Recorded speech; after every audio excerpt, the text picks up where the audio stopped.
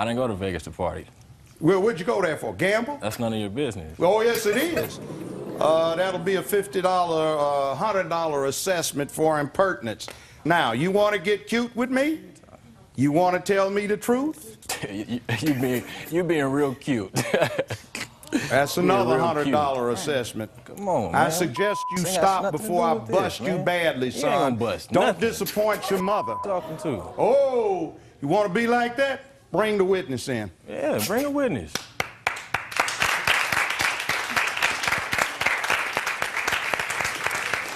Now, swear the witness in, please, Madam Sonia, if you would. Yes, Your Honor. Okay, stay quiet. Please raise I your right wouldn't hand. get cute. Do you promise to tell the truth in all matters before this court? Yes, ma'am. Thank you. Young man, please state your full name for the record. William Winston. Are you acquainted with the two individuals to your left? Yes, sir. Are you acquainted with the young man on the far left? Yes, sir. Where do you know him from? Linwood. All right, now, are you familiar with the subject matter of this proceeding? Yes, sir. Now, do you have anything to add to this? I was in the car with him. Who's him? Brandon. When we left the motorcycle club. Where were you guys? I believe it's like Redondo. Okay, what's the name of the club? The Red Breed. The motorcycle club. Yes, sir. Go ahead. When we left the motorcycle club, I got in the car with Antonio. All right. I left. We got in the car. We left. I asked him if he could take me home. I stopped, and then I asked Brandon if he can take me home. So Brandon was gonna take me to my house. So I got out the car with Antonio. When I jumped in the car with Brandon, he driving real fast, speeding on the wrong side of the street. When we get on Imperial, I'm telling him, like, slow down because ain't no airbags in the back seat. The passenger that was in the car with us, I don't believe he had on no seatbelt, so I was in the back seat, and he didn't want to stop. He didn't want to stop speeding. So when we get to Imperial and Broadway, Antonio he made a right onto Broadway, and then got in the turning lane to make that left and go back up Imperial. But Brandon, it was a red light. It was a red light on Broadway and Imperial. So Brandon, he swung lanes and got in the turning lane and ran the red light. And that's when he struck Antonio's car. Totally. All right, now after the accident, did you notice what this young man and the other person were doing, or you were doing? Yeah, the car stopped in the middle of Imperial and Broadway. We got out the car, looked at the car was totaled, the rental was totaled. Brandon told the passenger to look in the car for the liquor that was in the car or whatever. He called his mom. He told his cousin that he was gonna call his mom and tell his mom that the rental got stolen.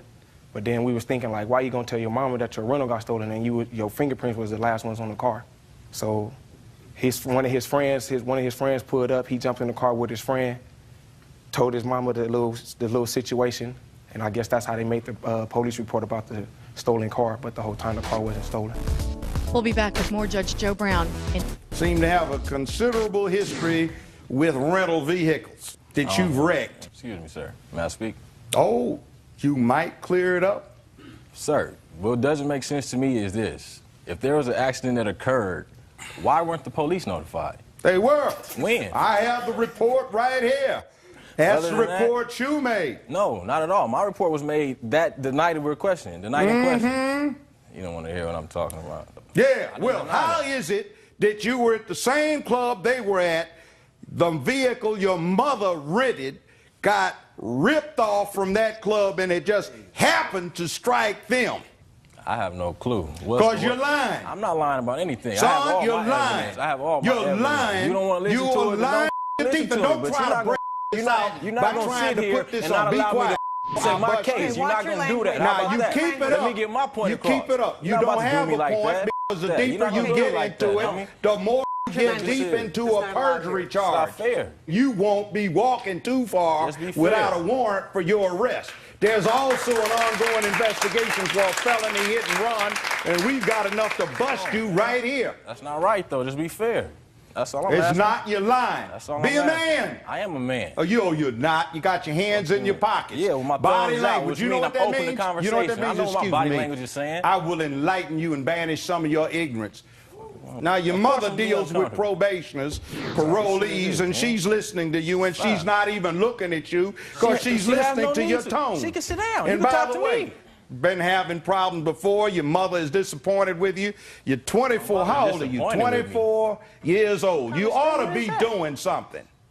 Sitting up in here trifling and carrying on like you lost your mind Trifling. instead of being a You man. Watch your mouth, man. How's it? He My can mouth? call me out of my name, but I can't speak to him how I want. What type of Because I'll mess is jack that? you up What's one happening? way or the other. What look, happened? look, fool. However you Look, want don't it. even go there. Look, Talking about? look, You personally your can't mother's do position nothing. is a sworn Can't do official. nothing. I'm thinking of sending this Can't case do to the nothing. DA I didn't do with nothing. a letter. What you want to do? I'm leaving. No, you ain't. Oh, whoa, another 100. I tell you what, I'm sending it. Send it. You got all my information, and you right here. Y'all know Excuse what it me. is. Under arrest, terroristic threats in an official position. Well, I just Put call it him under terrorist arrest. threat. Guys, go get him. That sounded like a threat to me. Go get him. I said you two y'all. That's what I said. I'm not threatening nobody. He's trying to brazen it out. Ma'am, I apologize to you. I was trying to help him out by giving him a last chance to confine himself to the truth. He misstated material facts that go to the ultimate issue in controversy. Now, he needs to clean himself up.